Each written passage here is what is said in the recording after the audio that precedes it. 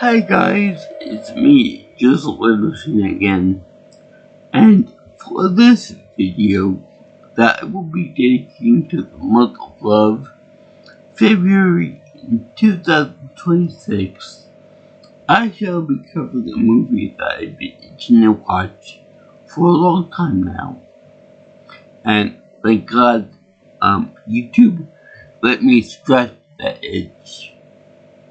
I am talking about the movie Happy Death Day, made in 2017. And boy, is it funny. Yeah. I thought that this would be like a pure horror movie. Like in the likes of, in the image of, say, Halloween, or Texas Chainsaw Massacre, or those type of other slasher movies. But it turns out that this movie is more of a horror slash comedy movie in the same idea as the Texas Chainsaw Massacre 2 or the Scream franchise. This was more of like Scream meets Groundhog Day, and yes, you point out in the end of the movie too. Groundhog Day, this whole situation reminds one of the main characters of that, which is kind of weird because the main character, never even heard of it. So, let's begin. Turns out that it's the main character's birthday one day. And Miss Tree, which I have no idea why they would call her Tree. That sounds like a very hippie-esque name. And she's played by Jessica Rose, Roth. The funny thing about that name, my quad in Stony Brook University used to be called Roth Quad. And we would just go around the Roth Pond Regatta, where they would sell like ships and stuff, made by the sorority and fraternity brothers and sisters. So, there's a little bit of fun trivia. I don't know if they kept that name for now, but at least 20 years ago, that's what it was called. So anyway, let's go up. Tree is a sorority sister, and her roommate, or I guess, her roommate is a girl by the name of Lori, and her name is Ruby Modine, which begs the question: is she related to Matthew Modine of the movie Full Metal Jacket? So that's an interesting question. I'm sure it's just a coincidence, but whatever. So, they go throughout the regular, the regular college girl stuff, I'm selfish, I'm self-centered, I'm a character, I'm a character in college. So, since when it's all that bad, it's almost like, there are mean people in college, and not everyone can be a perfect saint. I mean, there are good parts and bad parts of people in college, but they always seem to make sure they put everything that's bad in one character, and she is the worst. She's vain, she's pretty, she's, I guess she got white privilege, and all that other stuff. So, she goes to a party, a college party, where she gets, wasted, and I think it might be implied that she had sex with somebody. So, the next day, it turned to be her birthday, which I would say this is my birthday month, but being that it's up now and YouTube free, I might watch it now just for the whole bit. And yeah, it fits more into the now this month than my birthday month.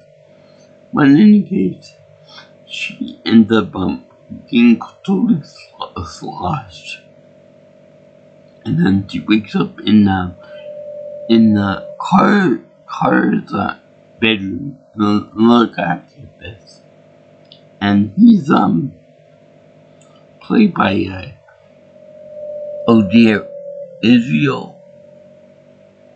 Broussard, if I'm pronouncing that name right. And at first she's like, apprehensive and stuff because you get drunk, you get bitch ass drunk, and then you go to wake up in a guy's house, in a guy's bed, you assume that's the worst. Especially if you're a pretty woman. So anyway, he explained to her that he didn't do anything with her, anything physical or sexual or anything, that she was passed out drunk. He took her home with him, and then they go into the whole birthday thing. But the song "It's Your Birthday, It's Your Birthday." That's sort of like a ringtone, I guess, for her birthday. And she gets a call from her father, and she dismisses it and stuff. She even goes to her old sorority house and has a birthday surprise by her roommate. And then they also have like a live surprise birthday party, which I never got as a kid, but that's probably better because I'm very nervous. I don't like surprise like that. So, probably give me a hard time. And yes, I am being serious with that. So anyway, she doesn't eat the girl's cupcake because she's rude and disturbing with that. So she I think she might have thrown the cupcake into the garbage pail or something, or on the floor or something. So, like boo-hoo, and feel all that. So, she meets up with her friends, tells her about, Rachel, which is the queen bee of the group, and, Laura, which is another member of the sorority. I can't tell which one it's with, so yeah. So it turned out that the old queen bees in the college, wasn't the better than everybody else. And in fact, they would put on everybody else. To the point that there's a girl over there signing having anyone sign a petition for environmental change. Now, I find it very interesting that they let's say it's not the least attractive girl in the school to do all these save the whales, protect the environment, all these good causes and stuff, to show that some women are the less attractive ones are more into that kind of thing. They could easily say, that attractive women like Tree over here into saving the environment. That would be actually more perfect because the name is Tree, for Christ's sake. But no, they have to have the less attractive women be more into that kind of stuff. They do that for every movie, not just in this one. They did it with Back to the Future with that woman that wanted to save the clock tower. And I'm sure there are probably countless other examples of all that too. It's kind of disappointing actually, but it, that's some like kind of stuff. There's so many movies and college movies and stuff. But anyway, she carries on with it, and then during the night, she ends up getting murdered by a guy in a mask in a hood, kind of like the pig in Saw in the Saw movies, with like the Kramer, John Kramer doing all the murders and stuff. But the mask itself is iconic at this point. Remind me of what happened if Donald Trump and Baby Huey were to have a baby together. And yeah, it does look like a baby. Yeah, I guess it's supposed to be some kind of a school mascot or something or other. I have no idea why anyone would want to have a baby being the mascot for college. Anything kind of disturbing, but the kind of silliness of the movie. So when Gertrude is killed, she's brought back to the same bedroom and the same circumstances, with the repeat calls and the cupcake and everything else, and the guy Carter and his roommate Mr.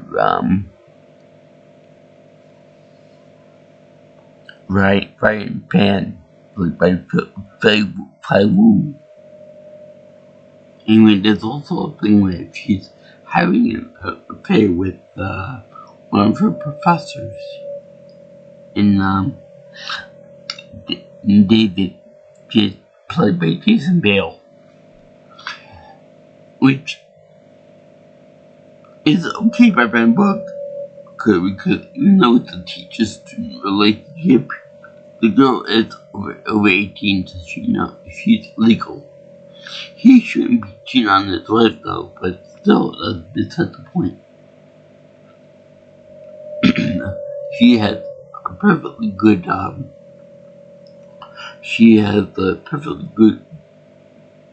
knowledge and stuff to say no, and consent and all of that. So, it's okay by my book. Anyway, that's a little minor thing. She's a very horrible person, that Clark, going into an affair, knowing full well that she's in an affair, and she's the second woman. In fact, I knew of this guy who was my suite mate, named Martin, and he had a girlfriend named Julie. And the funny thing is that Julie was his main girlfriend, but he had a piece on the side, and he was always all horny for more women. My cousin went to work for me at my age in college. He tried to get with her and trying to put in little leisures so Larry to get up to. It didn't work.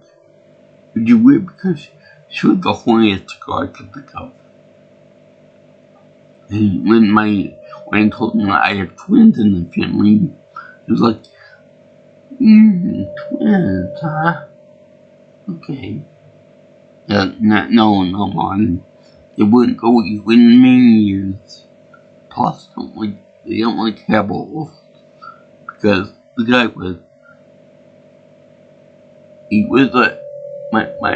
his roommate would describe him as a hairy meatball.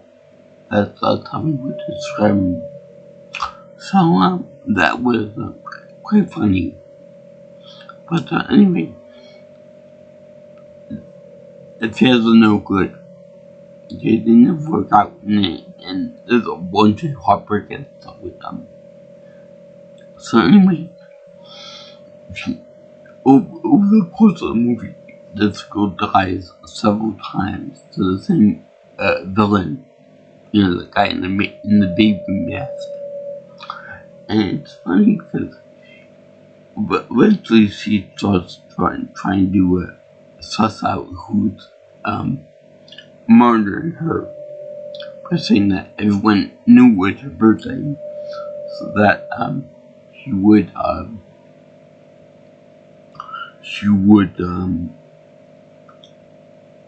do a process of elimination who would murder her every time. And it was funny because every time she tried to come back, she tried to talk to her friend about that, and he wouldn't know what she was saying, Carter and the roommate. So it was she rolled that this thing got over and over in different ways too, in different methods. That one time she thought she was home free till a cop pull over, and she tried to escape, only to have the guy murder her in the car, by doing a leaky fuel line, and then the guy dropped a lighter in it and make it boom that way. So that was kind of convenient that would happen right at that moment. More like with destined to fail plan. So with less Grande and more me trying to defeat a hard enemy on Halo or Halo 2 on Legendary. And we try all kinds of different things, and the one guy is still trying to kill you. In my case, it's a grunt. That's beside the point. And she got so bored and tired of that dying and getting resurrected and going back in time and all that stuff. That one time she decided just to flip everybody off. There's something about it. One time she tried to tell the real queen bee of the sorority, off and stuff, and trying to support her friends, try to eat snack foods and all that. And she tried to be a genuinely good person to her father, who the mother died on her own birthday too. Which, I don't know if that's a coincidence or whatever, but she died, and it turns out the mother's birthday was on the same birthday as the girl Tree. That was kind of weird. That was kind of odd. But then they have this one thing in which she came out of the dormitory, but butt-ass naked. And every guy on campus, even the guys with girlfriends on it, turned their heads and said, "Hey baby, how you doing?" Now this is really fun to me. Because let me see here. Number one, within 5 minutes of her going outside naked, you can imagine the campus police take her into custody, or maybe doing a psychiatric evaluation on this poor thing. And but I just chuck it up to be a pretty white girls, that they can do whatever they want on campus. And if it was somebody else, like a minority person, they would get arrested and put in a past cell or talking with underwear on and stuff. But it's a white girl syndrome, she can do whatever she wants. And because she's pretty, every man on the campus would go gaga over her. I'm sure even the gay guy did that too. They're like, "Hey." Whereas, if I were there, I'd be like, yeah, typical white girl behavior. Trying to get guys to fall over her, trying to get them to paint over her, which one guy you did in the movie. But, if a black girl did it, I'd be like, typical black girl behavior. If a Latina girl did it, I'd be like, yeah, typical Latina behavior. Now, if an Asian girl did it, I'd be like, hey, how you doing? Go my way. And by the way, that wasn't just a racist comment, racist joke I said it just now. Because when I went skydiving, my black friend Sean said to me that was a perfectly great thing for you to do. I told him, what does me have to do with being a Caucasian? Have to do with me jumping out of the plane? You know, that was really awkward and stupid. I didn't say that. But anyway, my favorite death resurrection was right after when she was torched by fire. You know, doing the whole cop thing. And you see her eyes have like a ring of fire inside of them. Very similar to the Ghost Rider. Now what's even more funny is that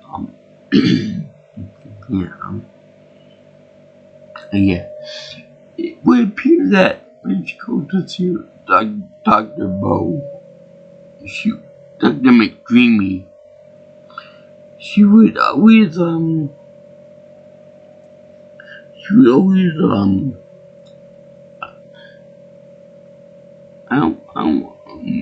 going to put the right word. She always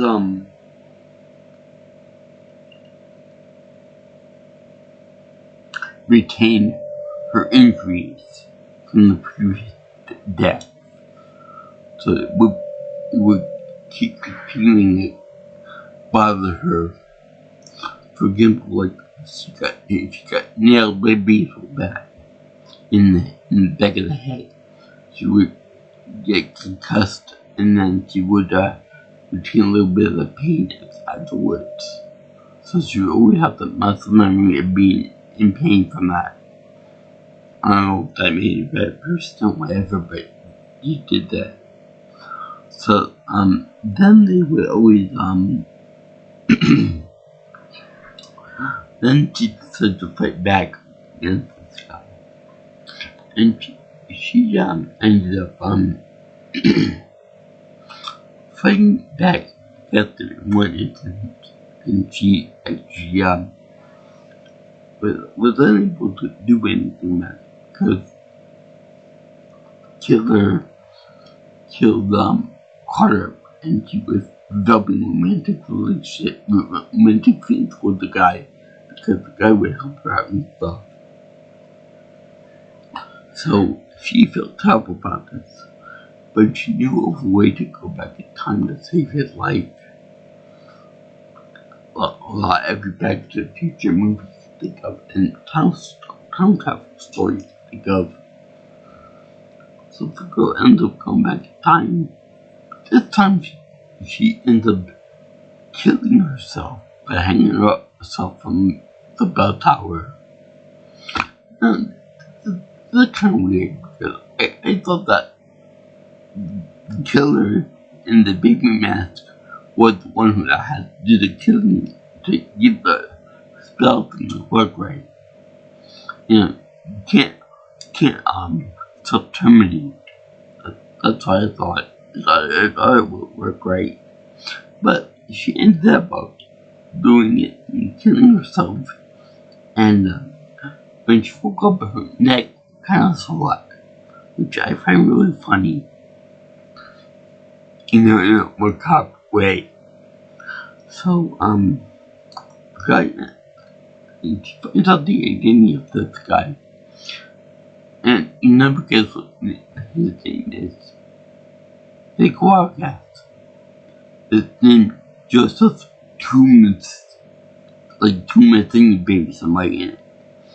So that couldn't be more of a dead finger than you could ever imagine. That was really funny. And when I found out he played with Rob Mello. And it turns out that he's a mentally unstable person that like two people. And he's over there at the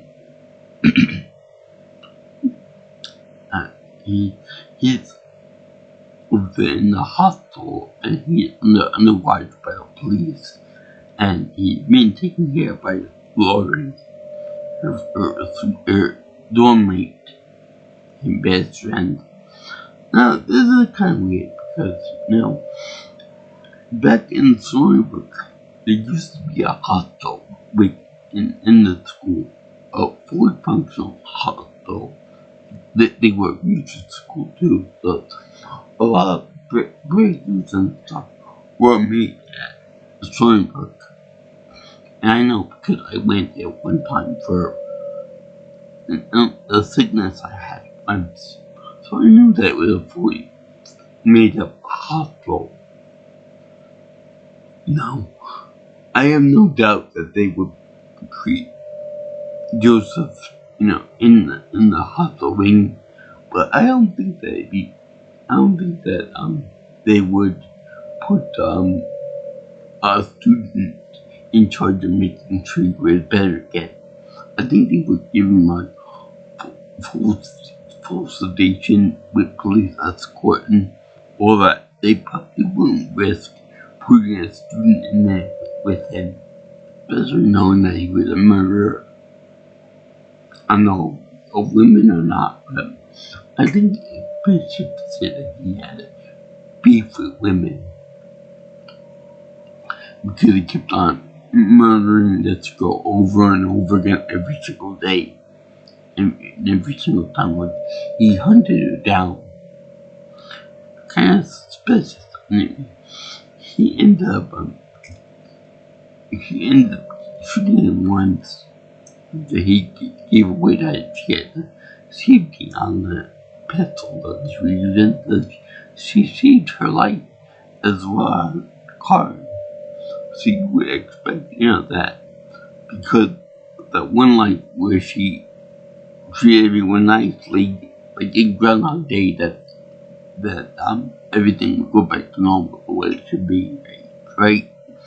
But no, turned out that the cycle started again, even after the girl killed the guy.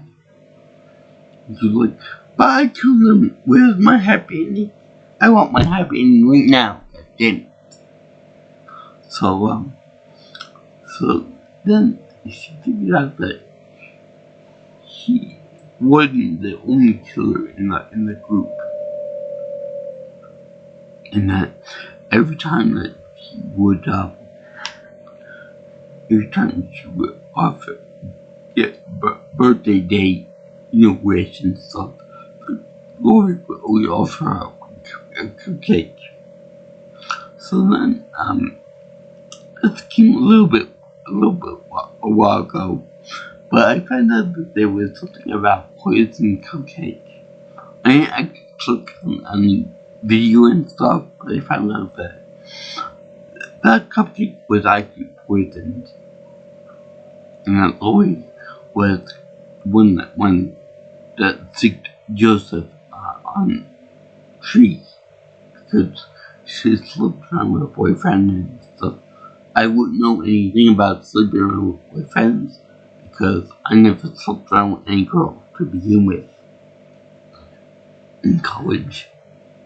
So yeah, and she said, "You're such a stupid bitch," and all that stuff. Kind of a weak argument that when somebody kill him, right? But they get into a fight, and she ends up making Lori eat the cupcake for herself, and it was actually funny. And she ends up swinging on a chandelier in the suite room so that she knocked Lori out the door window. could say that was a movie, but I can't think of where that movie is from, what movie it was from. So I also found out that because Laurie was Joseph's nurse, doctor, student practicing doctor, whatever it was. It's not kind of stupid to me, but she was able to get access to him and then mentally condition him into attacking a tree when he woke up from his sleep. So it was like a subliminal message type thing, like, go kill this person, using the mask and stuff. I'll use the mask too, and if you're laid up, try to get out that way. Like Scream. But the thing that I want to know is, Mr. Mello has his own build, a masculine build. How was it that Laurie, being a girl, was able to match that build? Unless she tied up her Purple Mountain's Majesty and wore bag shoulders like this tune did. So after she shoved the cups into her mouth and jumped out the window, the spell was over, and she ended up going out with Carter.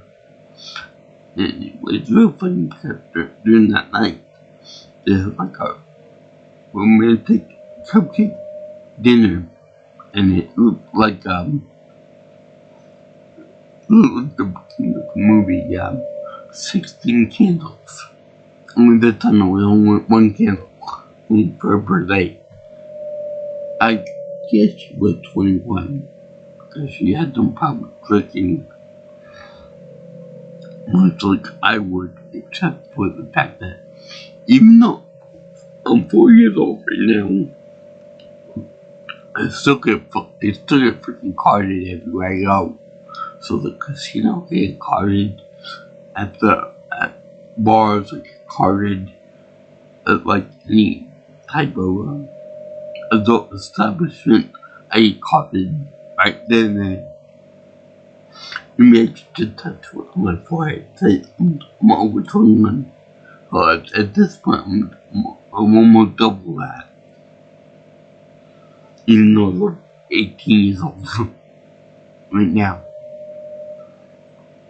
Well, let me see here. I like the 15. I like the way the card put with her mind, saying that, repeating the same message over again. And then take note that this king, you really go a lot of the time. And I just sleep, and do this, and do that. Real life. Like Bill Murray was, to treat everybody nice. I think I like this movie more than Groundhog Day. Groundhog Day was kind of a little boring on that note, but the fact that they put the killer in there and they put in the bitchy rivalry there was actually pretty cool. And I also love the way she gave Queen Bee good taste of romance and like, let's go with drinking this other woman shit because she wanted to drink a chocolate milkshake. So she took the milkshake and dumped it all over her head, which wouldn't be a big deal to me because I like ice cream anyway, but apparently that makes like big issue there. Kind of like throwing a drink on a woman's body that they don't really like it. It's like a disrespect type thing. So yeah, I enjoyed Happy Death Day a lot. And it was actually very fun, this movie. I can't wait to say Happy Death Day to you with the numbers. It's very fun, and to keep watch it, it's really pretty good. Although I was thinking if they were gonna go with the birthday theme, I would think that they want to go with a full-on cake rather than just a single cake by the crazy woman. And by the way, if you're in a relationship and you suspect them cheating with somebody else, don't kill them. Please don't kill them. If you're gonna do anything, key the car, put paint on their clothes. Don't pick up that murder. or you can do some other prank or something like that, something that'll cost money. But don't become a murderer or injuring the person. That ain't cool. Anyway, I like the fact that this was a kind of low budget movie too. And it was kind of fun to see that. More focus on the actual story and the comedy and jokes available.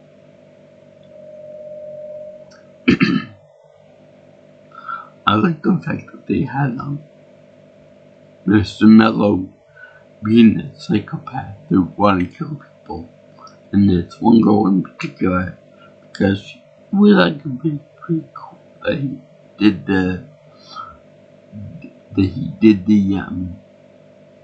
act like that, and he was so believable to it in that job. But you gotta ask yourself this: all the time he got arrested and put into the hospital bed, and you would think that they would cuff him to the bed, but and then they would have a police officer on watch on him all the time. So Tree distracted the cop long enough for the guy to escape. So would that mean that every time he dies by his hand, she's been distracting the cop long enough for the guy to escape?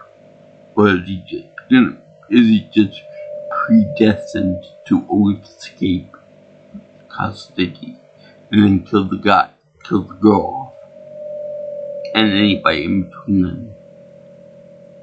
It's a very interesting question. I also like the fact that but in the movie she catches on to the fact that the cupcake is always very prominent in there, and Lloyd want to give it to her. And then she does the thing where she says, okay, Lloyd, if it's not poison, you eat it. You have the first bite. It reminds me of Snow White with the apple and stuff. Of course she doesn't eat it, because she knows that it's poisoned with bleach or something rough. Because she had access to all the poisons in the hospital wing of the college, and access to the killer guy. So that's pretty cool. Let's see here. By the end, I don't think that the guy actually he's still alive. He still escapes, but because she killed Laurie, he was unable to be brainwashed by her subliminally, so he's still on the loose. So I think that's where they might go for Happy Death Day to You. But it's just a pretty cool movie, pretty cool experience, pretty cool idea. And I thank you for watching It's my review of Happy Death Day, and it was fun for the month of love in 2026. And it was so nice to see that this girl Tree got with Carter at the end of the movie, and the fact that Orion got kicked out of the room again while they were being busy making snoo. And hopefully they were using protection, not the 9mm type either. So, yeah. I give this my happy face a silver approval because it's awesome. And I love to see two women fighting over shoving a cupcake into their mouths. That was really funny. You read it. You read it. I want you to read it. And that's not. I'm gonna make you eat it. I'm gonna shove it right into your face. That was actually really funny. And the only reason why she was able to shove it in her mouth was because she got distracted by somebody at the door. That was actually really funny. If you're not gonna eat it, I'm gonna shove it in your mouth. Anyway, if you guys like to see anyone see more of my videos, don't like, comment, share, and subscribe to my channel. You can also contact me for future information on my videos by calling me or texting me at 631-707-3707. You can also follow me on my Twitter or X if you prefer. Call that at PNelsonPro. Also, my email is jjsviewingshop@gmail.com. So, as long as you guys, happy Death Day to you. Happy Death Day to you. Happy birthday, dear Tree. Happy Death Day to you. And many more. And if you finally beat the bad guy, thank God for that. Anyway, I salute you guys who like the comedy movies and horror movies like Scream or like. So, peace out, my brothers and sisters. I'll see you in the next video, all you girls and guys in Interland. Sayonara. See you around. And that being said,